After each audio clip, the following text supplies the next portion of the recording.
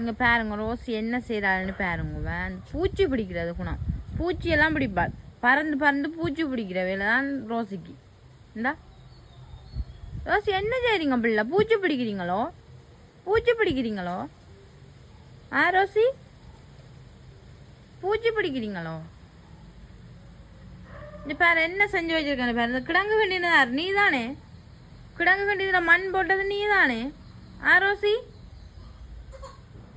நான் கேட்கறது உனக்கு விளங்கலையா?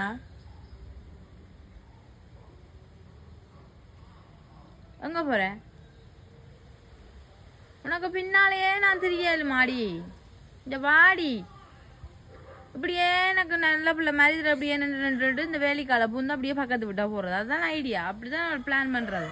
இப்படியே இதில் பூச்சி பிடிக்கிற மாதிரி நின்று நல்லா ஆக்ட் பண்ணிட்டு எனக்கு நான் நினைக்கிறது பிள்ளை ஏதோ பூச்சி பிடிச்சி விளையாடுதேன் ஆக்ட் பண்ணிட்டு நான் ஈஸா அப்படியே என்ன செய்யறது இந்த வேலைக்கால பூந்து அப்படியே பக்கத்து விட்டா போயிட்டு 1 மணித்தியாலம் 2 மணித்தியாலம் கழிச்சு தான் அங்கே வீட்டை வாரது.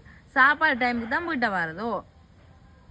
இந்த வாவன் ரோசி ரோசி பெக்க காடி ஒன்று போவேன் ஆம்தா ஒரு ஆள் பாருங்க. இந்த அந்த அந்த அந்த வேலிக்கால் அந்த அதில் ஒரு பொட்டு இருக்குது. அந்த பொட்டுக்கால பூந்து போயிடுவாள். அப்படியே போயிடுவாள். போயிட்டு 1 மணித்தியாலம் 1.5 மணித்தியாலம் கழிச்சு தான் வருவாள். இந்தா பூச்சி பிடிக்கிற மாதிரி இப்படியே போகிறது ஆக்ட் தான். இந்தா பூந்துட்டா பார்த்தீங்களா? சொன்னேன் இனி வராது.